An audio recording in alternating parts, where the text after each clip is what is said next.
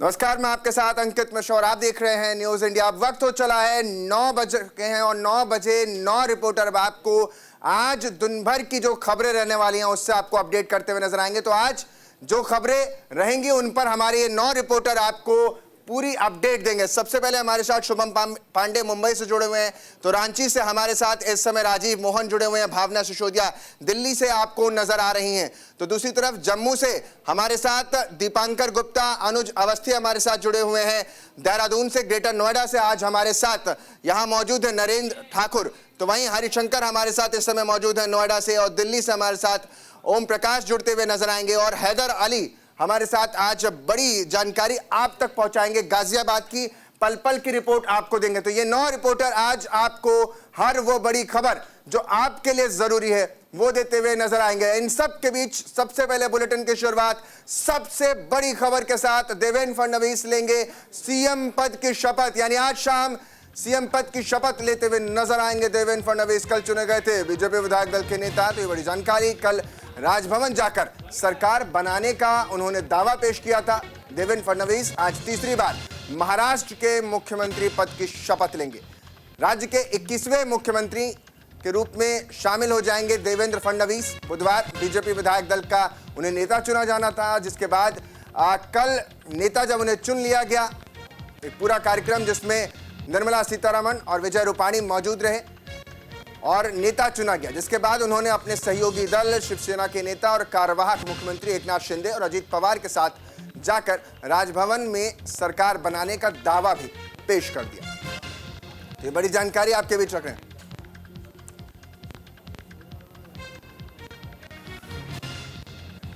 तो साफ तौर पर ये बड़ी जानकारी आप तक पहुंचा रहे हैं कि आज सरकार शपथ लेती नजर आएगी महाराष्ट्र की, यानी कौन कौन शामिल होगा, कौन कौन नेता बनेंगे, या यूं कह ले कौन कौन नेता मुख्यमंत्री के साथ शपथ लेंगे, वो बड़ी तस्वीर होगी। तो आज फडणवीस के सीएम पद की शपथ होनी है। फडणवीस इसमें सीएम पद की शपथ लेंगे। आजाद मैदान में शपथ ग्रहण समारोह है। शपथ ग्रहण समारोह शाम ठीक 5:30 बजे से शुरू हो जाएगा, जिसमें प्रधानमंत्री नरेंद्र मोदी शपथ ग्रहण के दौरान मौजूद रहेंगे। इस दौरान कई केंद्रीय मंत्री और समारोह में कई लोग शामिल होने वाले हैं। ये तक कहा जा रहा है कि कई स्टेट्स के बीजेपी शासित राज्यों के मुख्यमंत्री और उप मुख्यमंत्री भी शामिल होंगे। तो कई वीवीआईपीज इसमें मेहमान होंगे और उन वीवीआईपीज की सुरक्षा के लिए तमाम इंतजाम इसमें शामिल है। यानी हर तरफ जमीन से लेकर आसमान तक नजर रखी जा रही है। आसपास की जो इमारतें हैं उसको पूरी तरीके से सैनिटाइज इलाकों को, या यूं कर ले साफ तौर पर हर तरफ नजर रखी जा रही है। अब ये तस्वीरें आपको दिखा रहे हैं जहां ये समारोह आज होने वाला है। शपथ ग्रहण समारोह शाम 5:30 बजे के आसपास शुरू होगा। वहां की तस्वीरें हम आपको दिखा रहे हैं, एक्सक्लूसिव तस्वीरें हैं। सुबह तमाम जो रास्ता है वो इस समय पोस्टर से पूरा पटा हुआ नजर आ रहा है। हर तरफ देवेंद्र फडणवीस, एकनाथ शिंदे और अजीत पवार, प्रधानमंत्री नरेंद्र मोदी के कई सारे पोस्टर्स आपको पूरे रास्ते में नजर आ जाएंगे। सुरक्षा के भारी इंतजाम आपको देखने को मिल रहे हैं। तस्वीरों में तमाम जो सुरक्षा कर्मी हैं वो यहाँ पर तैनात हैं।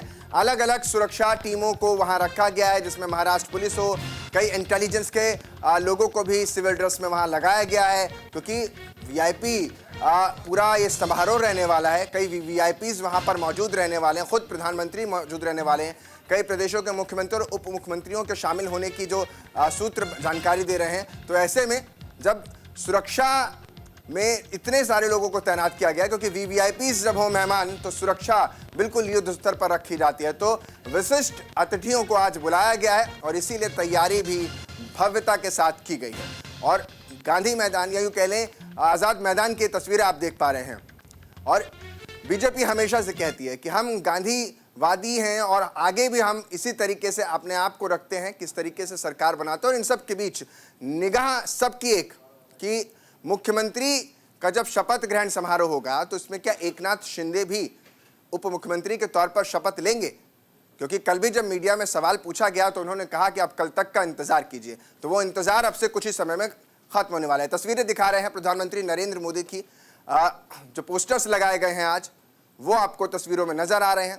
ताजपोशी है और यही वजह है कि हर तरफ महाराष्ट्र में इस वक्त जश्न की तरह देखने को मिल रहा है। खासतौर पर महायुति में तो ये अपने आप में ये दिवाली से कम नहीं है, जश्न है पूरा। एक तरीके से अगर महाराष्ट्र की भाषा में कहें तो महाराष्ट्र में समझ लीजिए गणेश चतुर्थी की तरह ही आज इस भव्यता को आप देख पा रहे हैं। तो यानी तैयारी बड़ी युद्ध स्तर पर भी की गई है। और न इतना, आप ये मानकर चलिए उस नेता की ताजपोशी है जिसने 1999 में अपने करियर यानी अपने राजनीतिक करियर की शुरुआत विधायक के तौर पर जब करना शुरू किया था पार्षद के बाद, क्योंकि शुरुआत पार्षदी से की और विधायक पहली बार 99 में बनकर उभरे। उसके बाद से ये छठी बार है जब वो विधायक बने हैं और पहला कोई मुख्यमंत्री है भारतीय जनता पार्टी का जो दूसरी बार शपथ लेता नजर आएगा। क्योंकि इससे पहले और खिताब भी इसीलिए देवेंद्र फडणवीस के हिस्से जाता है कि वो पहले ऐसे मुख्यमंत्री के चेहरे रहे हैं इस राज्य में जिसने भारतीय जनता पार्टी के सीएम के तौर पर 5 साल पूरे किए हैं और चेहरे के रूप में काम किया है। मेरे साथ ज्यादा जानकारी के साथ शुभम पांडे भी जुड़ रहे हैं। शुभम, ये बड़ी तस्वीर है और इन सब तस्वीरों के बीच जो सबसे बड़ा चेहरा है वो आज महाराष्ट्र में देवेंद्र फडणवीस का है। राजनीतिक करियर में बेहद धार और 2019 का वो उनका डायलॉग या शायरी सोशल मीडिया पर भरी हुई है कि मैं समंदर हूं लौट कर आऊंगा। 5 वर्ष में ही समुंदर सुनामी बनकर लौटा और धराशाही कर दिया तमाम तिलिस्मयी नेताओं के पूरे उस एक तरीके से कहे समाज को जो कोशिश कर रहा था जीत पाने के लिए। बिल्कुल, देखिए 2019 का वो वाकया हमें भी याद है जब विधानसभा भवन में 2019 के चुनाव होने वाले थे विधानसभा के। उस वक्त उन्होंने कहा था कि मैं समंदर हूं वापस लौट आऊंगा, मेरे पानी कम होते मेरे घर पे किनारे पे घर मत बसाला। उसके बाद देखिए जो राजनीतिक उठापटक हुई, उसके बाद 2.5 साल विपक्ष के नेता रहे, 2.5 साल डीसीएम रहे। अब एक बार फिर से चुनाव संपन्न हुआ है तो एक बार फिर मुख्यमंत्री बनने के लिए तैयार है और ताजपोशी अब से कुछ ही घंटे बाद देवेंद्र फडणवीस की होनी तय है। अब देखिए यहाँ पर एकनाथ शिंदे जो है वो मुख्यमंत्री की शपथ लेंगे, अजित पवार मुख्यमंत्री की पद की शपथ लेंगे।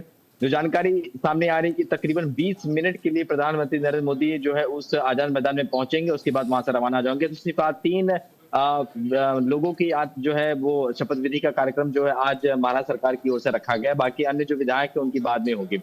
तो अब देखिए तस्वीर हम पूरी तरीके से चाहते एक बार फिर से देवा भाऊ परत रिटर्न झाला है, यानी मराठी में इसका हिंदी में अनुवाद बंद है कि देवेंद्र फडणवीस एक बार फिर से रिटर्न आ गए हैं, कमबैक हो गया। 2019-2014 तक वो सीएम थे, उसके बाद अब फिर से तीसरी मर्तबा जो है वो सीएम पद की शपथ जो है लेने के लिए आज जा रहे हैं। शुभम, आप बड़ी जानकारी दे रहे हैं। आपने अभी कहा कि आज सिर्फ 3 ही लोग शपथ लेंगे, यानी देवेंद्र फडणवीस मुख्यमंत्री और 2 उप मुख्यमंत्री। बाकी के विधायक क्या आज शपथ नहीं लेंगे? देखिए जो प्रधानमंत्री नरेंद्र मोदी का जो दौरा है वो सिर्फ 20 मिनट के लिए मुंबई के लिए है। 20 मिनट मुंबई के आजाद मैदान में रहेंगे, उसके बाद वहां रवाना जाएंगे क्योंकि बहुत बिजी शेड्यूल है उनका। तो ऐसे में सिर्फ 3 लोगों की ताजपोशी होने की जो जानकारी है वो सामने आ रही है। बाकी अन्य जो विधायक है जो अन्य पोर्टफोलियो है उसके जो कार्यक्रम है वो बाद में रखे जाएंगे। तो इस कार्यक्रम में न सिर्फ उद्धव ठाकरे, शरद पवार, बीजेपी शासित तमाम मुख्यमंत्रियों को, उसके अलावा कई बड़े वीवीआईपी हों, उसके अलावा साधु संतों को जो है आगमन किया गया। तकरीबन 15 से 20 हजार कार्यकर्ताओं के जुड़ने की संभावना जो है जताई जा रही। कल रात से ये लोग अपने अपने मुकुल से अपने गाँव से जो है वो मुंबई की ओर जो है रवाना हो चुके हैं। शुभम, एक ये बात भी निकलकर सामने आती है जब हम फडणवीस के सियासी करियर को देखते हैं तो ये समझ में आता है कि आरएसएस और संघ के साथ उनकी एक बेहद खास रिश्ता है और प्रधानमंत्री के साथ भी उनकी नज़दीकी मानी जाती है। बड़े ही शीर्ष नेतृत्व से लेकर के जमीनी स्तर के नेता तक नाम से वो पुकार लेते हैं, अपने कार्यकर्ताओं को नाम से पुकारते हैं, ये उनकी खासियत है। तो क्या जीत दिलाने में या कार्यकर्ताओं में जान फूकने में या यूं करें जान डालने में देवेंद्र फडणवीस का सबसे ज्यादा अहम रोल माना जाता है या कोई और भी है जो पर्दे के पीछे से खेल करता रहा और तस्वीर कुछ और बनकर सामने आती रही? देखिए जो महाराष्ट्र में खेला जो तस्वीर आई है उसकी साफ वजह बताई जा रही है कि देवेंद्र फडणवीस का जो उन्होंने ग्राउंड लेवल पे काम किया है। जी शुभम, तो देखिए साफ तौर पर यही तस्वीरें जो हैं वो आगे जाकर के इतिहास रचती हुई नजर आएंगी। वाकई मानना पड़ेगा फडणवीस को एक ऐसे नेता के तौर पर जाना जाता है जो अपने कार्यकर्ताओं को नाम से बुलाता है। आप उत्तर प्रदेश में भी जब आएंगे, ये तो महाराष्ट्र की बात है, तो आप इसी तरीके से मुलायम सिंह यादव को पाएंगे।